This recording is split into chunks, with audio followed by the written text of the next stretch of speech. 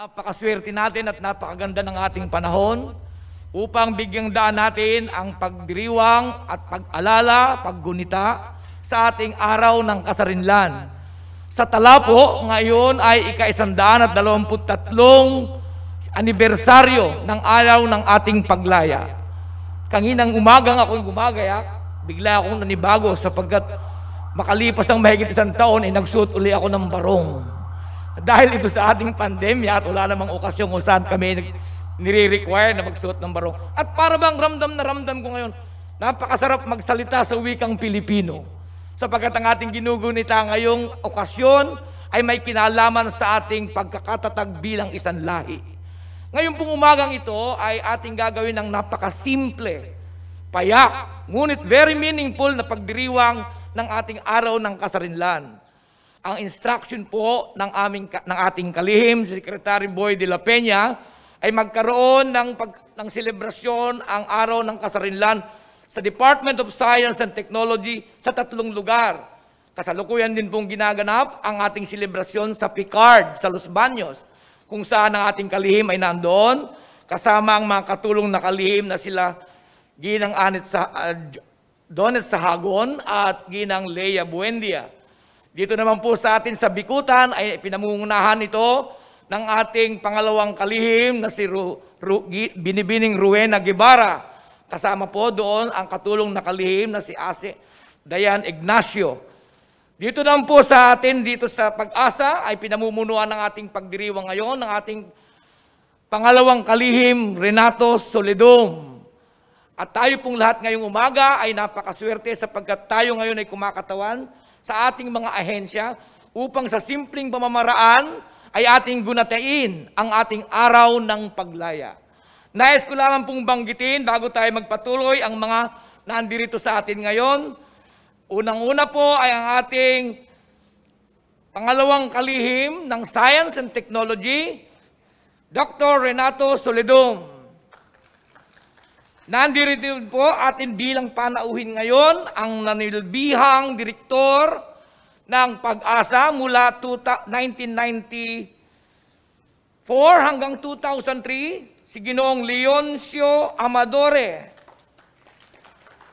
Kasama natin dito siyempre ang host ng ating okasyon, ang naninilbihang direktor ng Pag-asa, pangalawang kalihim, Vic Malano. Nandito po ang kinatawan ng ASTI o Advanced Science Technology Institute, ang bagong talagang direktor, Director Franz De Leon. At kasama ng ating mahal na pangalawang kalihim, ang kanyang Deputy Director ng PBOX, walang iba kundi si Director Bacolcol. At ang kumakatawan po sa direktor ng Philippine Nuclear Research Institute, walang iba kundi si Director Lucille Abad. At siyempre ang magandang lalaking kalihim ng National Capital Region na mas piniling pumunta rito kaysa sa Bikutan, walang iba kundi si Director Jojo Patalinhog. Ang kumakatawan po sa Philippine Science High School, dito sa Quezon City, ang Campus Director, Director Lawrence Madriaga. Gayon din po ay ating binabati at kinikilala ang lahat ng mga kawani at opisyalis ng Pag-asa na kasama natin ngayong umaga upang sama-sama nating gunitain ang araw ng ating kalayaan. Sa simpleng recollection, malalaman natin na sa araw na ito, ganap na ika-4 at kalahati ng hapon, alas 4:30 ng iwagayway ng ating naninilbihang presidente noon na si Emilio Aguinaldo sa kanyang balkonay, sa kanyang mansyon sa Kawit, Cavite, ang bandila ng Pilipinas na nagsilbing okasyon kung saan ay idineklara ang Philippine Independence Day. Kaya ngayong umaga po, napakasimple ng programang ibinigay sa atin at ating gagampanan ito. Unang-una po, meron tayong welcome message na ibibigay sa atin ng walang iba kundi ang host ng ating okasyon, si Director Vic Malano ng DOST Pag-asa. Salamat, Asik Ted. Parang natatakot ako magsalita dahil Tagalog itong sinundan ko, Bisaya naman sumunod. Bisayain ko na nga kaya. Magandang araw sa lahat. Ako'y nasisiyahan at nandito tayo sama-samang ipagdiriwang ang 123 pagkasarinlan. Araw ng pagkasarinlan ng ating bansa mula sa mga pananakop na ibang bansa. Sa ngayon ay, ang sabi nga natin, ito yung 123 na anibersaryo mula nung itinaas ng unang Pangulo ng bansa na si Emilio Aguinaldo, General Emilio Aguinaldo, doon po sa Kawit, Cavite, sa kanyang mansyon. At itong pagdiriwang natin ngayon ay parang paalala sa atin na mayroong nakikibaka para tayo magkaroon ng kasarinlan. At magpapasalamat tayo dahil yung mga ginawa ng ating mga ninuno, kasama na siguro yung ating mga tatay at mga nanay siguro kasama, mga grandfather siguro na lumaban at kaya tayo nagkakaroon. Ang ating pagdiriwang ngayon ay mayroong tema na tinatawag na diwa sa pagkakaisa at paghilom ng bayan.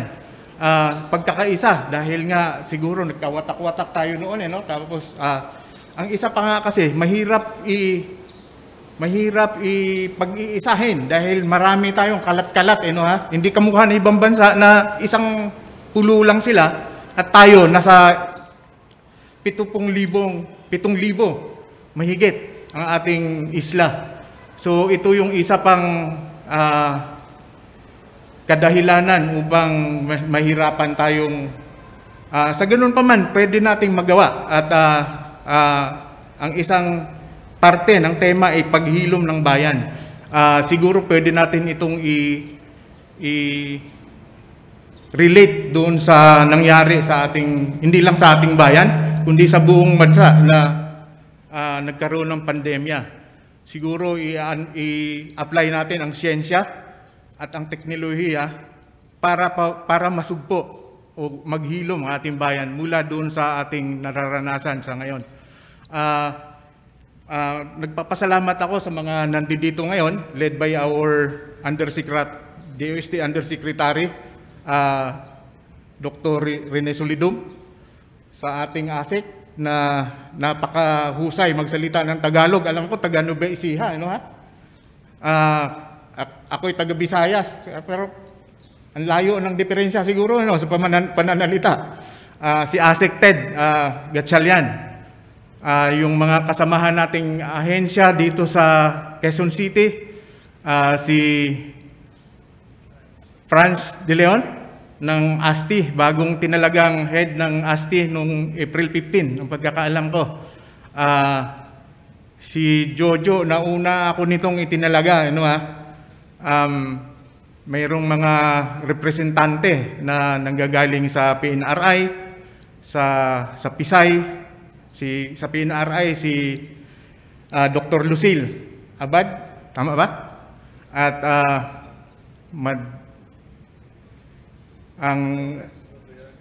Madriaga. Lawrence Madriaga ng Pisay. Sino pa ba? Si Dr. Bacolcol pala. Nakalimutan ko yung pangalan ni Jojo. ng tinalagang PBOX Deputy Director ng PBOX. At sa ating mga kasamahan sa Pag-asa, nagpapasalamat ako, hindi lang yung nandito ngayon, kundi yung mga nasa iba-ibang virtual platform. At sabay-sabay po tayong nating ipagdiriwang yung 123rd na anibersaryo ng ating kasarinlan. Muli, nagpapasalamat ako at sana po ay maging inspirasyon po natin ang mga ginawa ng ating nauna sa atin. Salamat at magandang araw sa lahat. Mabuhay po tayo. Maraming salamat, Direktor Vic Malano. Meron po tayong nalampasang parte ng ating programa bago tayo nagsimula. At ito po ay ang ating panalangin. Kaya tinatawagan po natin si Dr. Esperanza Kayanan, ang Deputy Administrator ng DOST Pag-asa para pangunahan ang ating panalangin ngayong umaga.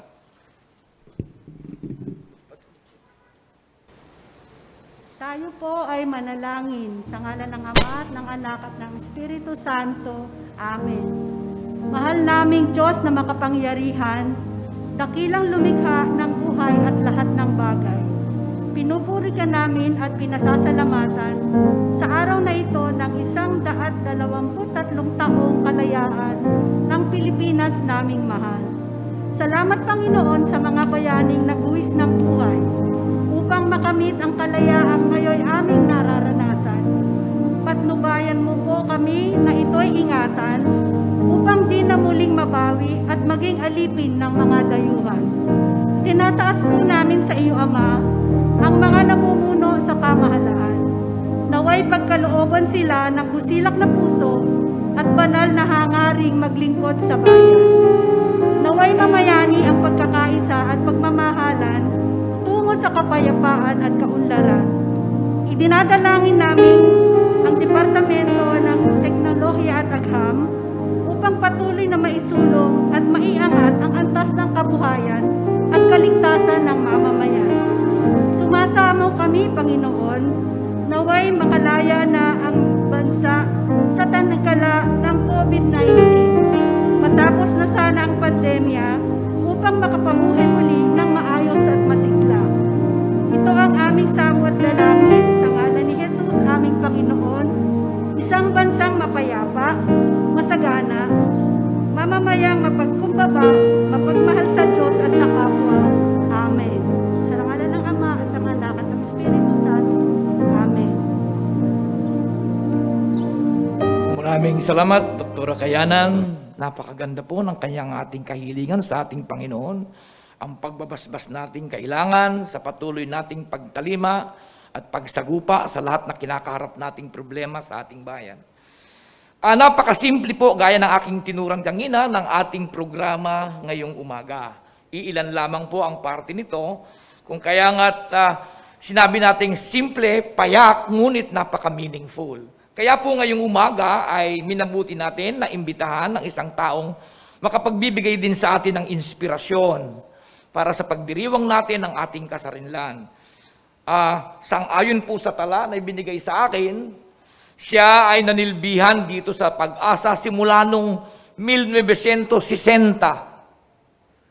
at nanilbihan siya bilang direktor ng ahensyang ito mula 1994 hanggang 2003, kung saan siya noon ay nagretiro at humiwalay na sa gobyerno.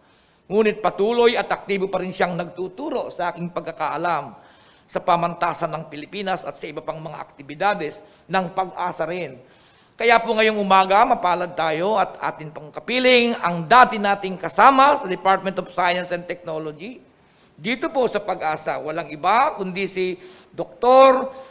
Leoncio A. Amadore.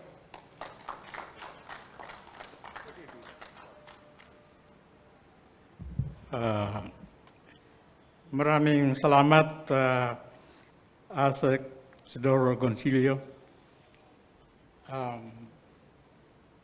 Doc Rene Solidom, USAC ng R&D.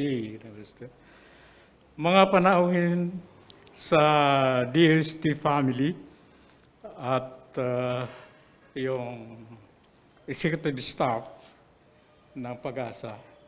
Magandang umaga sa kanilang lahat. Ang ibinigay na topic sa akin, yung tema, ay yung tungkol sa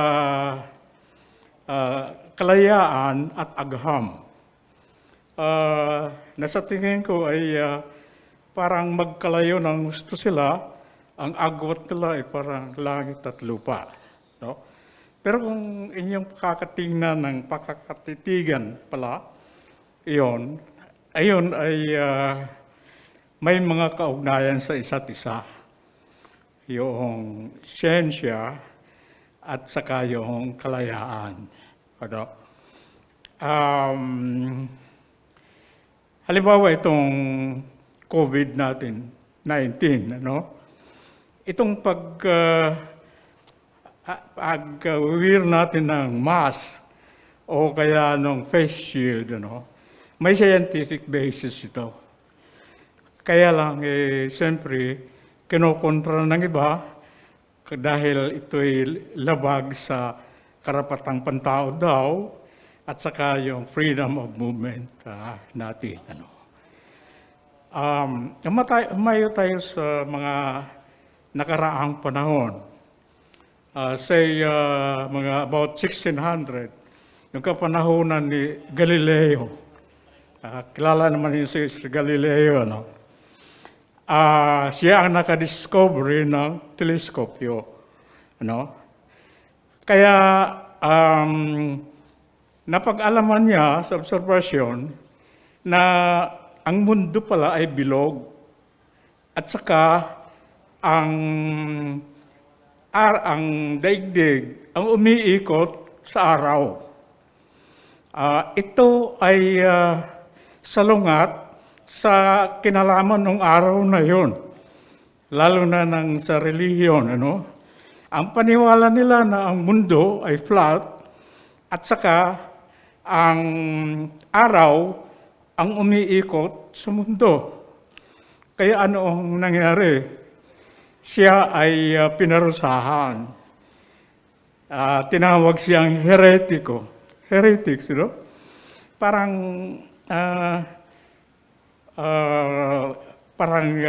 iba talaga yung paniwala niya kaysa pangkaraniwan, ano? Pero napatunayan naman na tama siya. So ito yung isang ehemplo ng science at saka ng kalayaan. Kalayaan magpahayag ng katotohanan. Okay. Maraming salamat po. At tunay na binigyan ng ating tagapagsalita ng ibang meaning, yung science and technology at ang relasyon nito sa ating pagdiriwang ng kalayaan. It's indeed very, very fitting to give such a word that would describe how DOST workers are attending to the patriotic duty of every Filipino, or each Filipino is expected to do. Totoo po yun. Makikita natin ng ating ahensya, ang isa sa mga pinakaunang ahensyang kinakailangan kapag mayroong mga malaking problema tulad ng bagyo, baha, lindol, volcanic eruption, takbo ang DOST. May kulang na pagkain, takbo ang DOST. And all of these are heroic deeds of a government servant. When you are working for the benefit of the Filipino people, it's one of the best manifestations that we really love our country. And at this point in time, na sineselebrate natin ang ating kalayaan, it's really very fitting to say na DOST is indeed an agency that love the Philippine independence. Sa oras pong ito ay meron pa tayong isang magsasalita. At ang taong ito ay tunay na inspirasyon sa Department of Science and Technology. Napakasipag. Sa aking mahigit na 5 taong panunungkulan sa DOST, nakita ko siya kung paano gumalaw. Hindi niya inaalintana yung binibigay sa kanyang mga trabaho. Patong-patong man ito. dugtong-dugtong man, walang katapusan. Nakikita ko sa kanya, andun palagi yung kanyang enthusiasm to work and to deliver. Biruin mo, direktor na siya ng PhilBox. Na-assign pang undersecretary ng Science and Technology. Nung pumanaw yung ating undersecretary ng regional operations, siya pa yung binigyan ng trabaho. Kaya nakikita namin, wala nang pahinga ang mama na yan. Kaya anyway, pinakita niya at pinaramdam sa lahat ng mga kawani ng Department of Science and Technology, this is the best way to serve the government. Hindi tumatakbo sa responsibilidad. Kaya talaga, nagsisilbi siyang isang inspirasyon sa ating lahat. Isang Pilipino, mapagmahal sa bayan, hindi maitatangging Pilipino sapagkat sa kulay, sa sukat,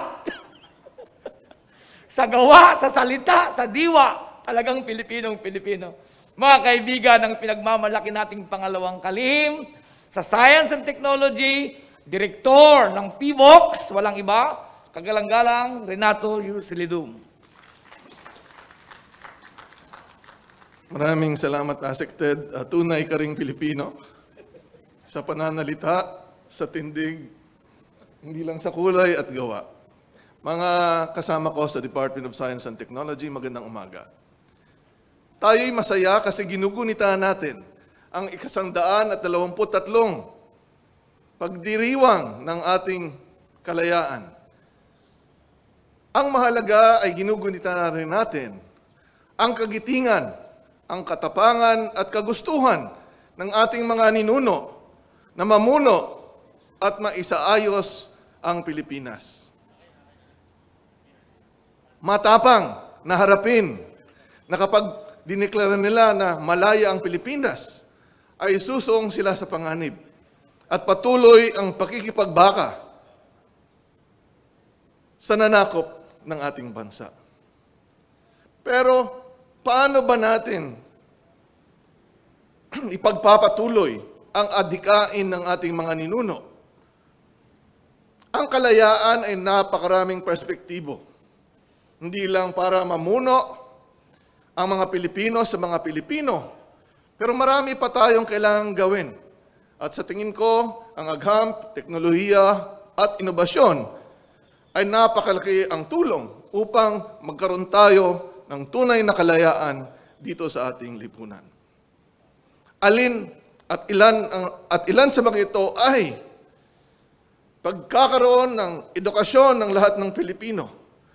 Maging maalam upang sila ay hindi maloko. Maging maalam upang sila ay makapag-transaksyon sa bawat Pilipino o ibang banyaga na pupunta dito. Kailangan natin ng tamang edukasyon na mas advanced pa sa kanilang kasalukuyang alam. Kaya nga dito po sa Department of Science and Technology, marami po tayong ahensya na specific, na tumutugon sa kagustuhan nating magkaroon ng tamang edukasyon at lalong-lalo na ang science, technology, engineering and mathematics. Nandyan yung Science Education Institute, ang Philippine Science High School. Ang pagpapatuloy ng advokasya para magkaroon ng tamang science culture ang Pilipinas, ang Science Technology Information Institute. Kailangan din tayong maging malaya sa kahirapan. Marami pa rin sa ating mga kababayan ang hikahos at araw-araw ay nakikibaka upang sila ay makakain at mabuhay ng maayos. Ang agham at teknolohiya at inobasyon ay napakalaki ang tulong. Makikita natin ito sa mga Research and Development Institutes ng DOST. Napakarami. Dito sa Quezon City, nandyan yung Advanced Science Technology Institute. Nandyan ang Philippine Nuclear Research Institute. At sa iba pang mga DOST campuses sa Bicutan at Los Baños, nandun po ang ating ibang mga kasamahan. Katuwang nila ang mga regional offices sa iba't ibang rehiyon ng Pilipinas upang maibigay ang mga resulta, ang mga teknolohiya na pwedeng maitulong at maibigay, maitransfer sa ating mga kababayan, sa ating mga business and industry partners. Napakahalaga Sa isang banda, ang ating ekonomiya ay lumalago, pero nga dahil sa pandemya ay natigil ang kanyang pag-unlad. Pero sa panahon ng pandemya, nung nagsimula ito, nakita natin kung paano umusbong at nakilala ang kahalagahan ng Department of Science and Technology. Kalayaan dito sa COVID-19 ang isa pa nating hangarin. Marami na tayo ang technology, no, to manage yung COVID-19 at mapigil ang kanyang pagkalat. Pero kailangan natin na matigil na ito upang tayo ay magtanggal ng mask, hindi na gumamit ng face shield, at magkaroon tayo uli ng masigabong pakikipag-ugnayan sa bawat isa. Hindi lang sa pamamagitan ng technology, face-to-face ang kailangan. Kaiba ang pakiramdam na makita natin ang bawat isa dito. Mas lalong nagiging maayos ang ating pakikipag-ugnayan. Isa pang kalayaan na nakikita ko ay kalayaan sa mga epekto ng mga natural hazards and other threats. Maliban sa FIVOX and Pag-asa na yan naman talaga ang kanilang ginagawa upang bantayan ang mga peligro at magbigay ng babala sa ating mga kababayan, napakarami na mga ahensya ng DOST na tumutulong. Ang pagpapalipad natin ng mga satellite. Dati ang Maya ay nasa lupa lamang, lumilipad. Ngayon ang Maya ay nasa kalawakan. Dati ang Diwata, akala ko ay nandoon lang sa kagubatan. Ngayon, nandoon na sa kalawakan para bantayan ang ating bansa. Yan ang ating kalayaan. Dahil ang karunungan ay na-translate natin sa talagang technology, mga serbisyo upang mabigyan ng tamang kaalaman at babala ang ating mga kababayan. Marami pa tayong pwedeng kalayaan na ating hangarin. Energy, nandiyan yung problema natin. Marami tayong pwedeng gawin. So, at mga kasamaan ko sa DOST, sana nakita natin ng independence ay hindi lang freedom from those that occupied the Philippines, but freedom from all things na nagiging pahirap sa ating mga sarili at ating mga kababayan. At ako'y naniniwala, within DOST, ang agham, teknolohiya at inobasyon ay napakahalaga upang tayo ay magkaroon ng dagdag na kalayaan dito sa ating lipunan. Kung ang ating mga ninuno, ginugunita po natin ang kanilang kagitingan, katapangan at kagustuhan, tayo naman, pagpatuloy po natin ito, na yung kagustuhan nila na maging malaya at tunay na malaya ang ating bansa, ay maipagpatuloy natin sa iba pang mga pamamaraan at mga tema. Ano ang kailangan natin? Karunungan. Kaalaman at lalong-lalo na pagkakapit-kapit-bisig upang tayo ay tunay na magkaroon ng kalayaan sa ating lipunan. Ang DOST ay mahalaga. Marami tayong challenges na pwedeng harapin. Kailangan lang nating magbigay ng panahon at focus sa ibang mga bagay na hindi pa natin nagagampanan. At sa banda naman, sa side ng DOST management, patuloy po tayo magsusuporta sa bawat ahensya. Nandiyan naman ang funds. Ang kailangan lang ay makaisip tayo ng mga pamaraan upang maibahagi natin sa ating mga kababayan ang mga tulong na talagang kanilang kinakailangan. We need to focus, we need to have our resources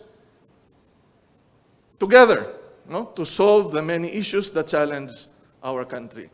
So, bilang pagwakas, maraming pong salamat sa inyong lahat. Kung tayo ay may mga ninunong mga bayani, marami po tayong bayani dito sa ating lipunan, mga frontliners, hindi lang sa medical field, but also in science, technology, and innovation. Wherever we are within the DOST system, we are all heroes. Because if we don't do our part, others won't be able to maximize their part. Tayo po ay lahat bayani. Kung ginagampanan natin ang ating trabaho at ginagamit natin ng tama ang binigay sa atin ng Diyos na katilinuhan at mga kasangkapan natin, talino at yung mga katawan, kamay, paa, upang magawa natin ang trabaho na talagang isinaad sa ating panunumpa nung tayo itinaga sa bawat posisyon dito sa DOST. So marami pong salamat sa inyong pagpapatuloy na serbisyo. Kayo po ay bayani din ng ating bansa. Maraming salamat. Pangalawang kalihim, Renato Solidum, tulad po ng aking tinurang tiyangina. Siguro kung yung kanyang pananalitang yun ang siyang binitiwan ngayon nung magsasalita doon sa Luneta Park, makaka-inspire ng napakaraming Pilipino. Tumpak na tumpak po, tayong mga taga-Department of Science and Technology, we are heroes in our own right. And that's because primarily, ano yung ating unang ginagampanan? To save lives.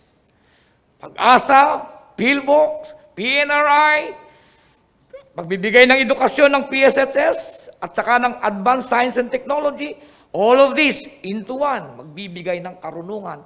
Pero ang ganda nung sinabi niya, lalo't merong pagkakapit bisig. Tunay na mabubuo ang ating lakas upang sa isang direksyon, labanan natin ang anumang sasalungain nating problema o hamon upang magkaroon tayo ng isang buhay na masagana at mapayapa bilang Pilipino. Eksakto. Wala kang idadagdag, wala kang babawasin sa tinura ng ating pangalawang kalihim. Sa pagkakataon pong ito ay hahandugan naman tayo ng isang makabayang tugtugin o awitin. At ito po ay ihahandog sa atin ni Binibining Helen Sanyes.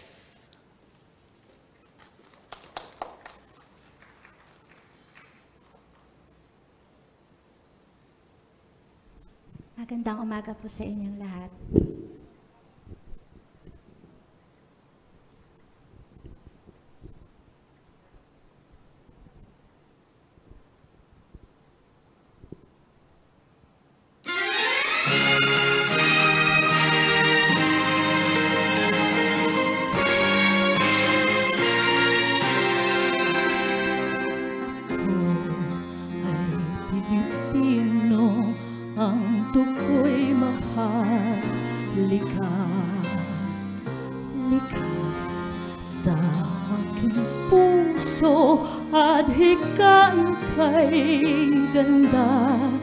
Sa Pilipinas na ating bayan, lantay ng telas ng silangan, waring natipo ng kayamanan ng may kapal.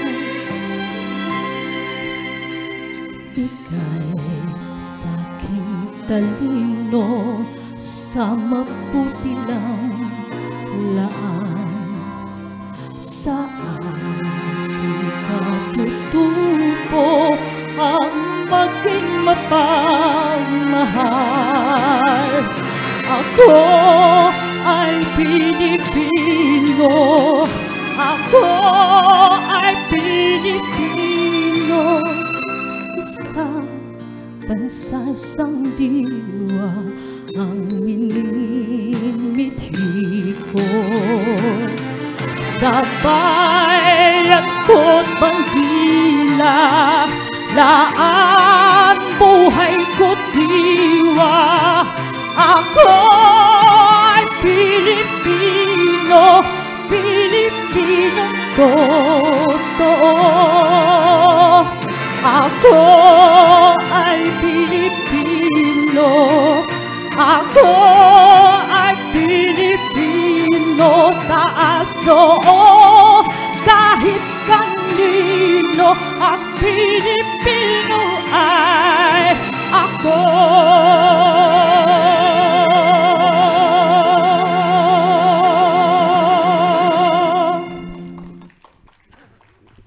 Thank you po. Maraming salamat, Helen. Talagang nakaka-inspire ang iyong pag-awit. Now we know, ladies and gentlemen, who we are from that song as a Filipino. Ano tayo? Ano ang ating dapat ginagampanan? Ano ang ating dapat nagiging kaugalian para sa bayan? Sa umagang ito, nasisigurado po natin na sa simpleng pagdaraos ng ating araw ng kasarinlan, sa bawat dugong nananalaytay sa ating mga ugat, ramdam na ramdam natin ano ang ating responsibilidad sa ating bayan. The challenge is appealing. It's continuing. It's never ending. And I know and we know that as a DOST public servant, we will always rise to the challenge. Gagampanan natin ito. Sa isang adhikain, pagkakaroon ng bansang masagana, payapa, nagsasarili, at malaya. Magandang umaga po sa inyong lahat. Maraming salamat sa pangalan ng ating kalihim, Fortunato de la Peña. Kami po ay nagpapaabot sa inyo ng isang maligayang pagbati para sa araw ng ating kasarinlan. Magandang umaga po.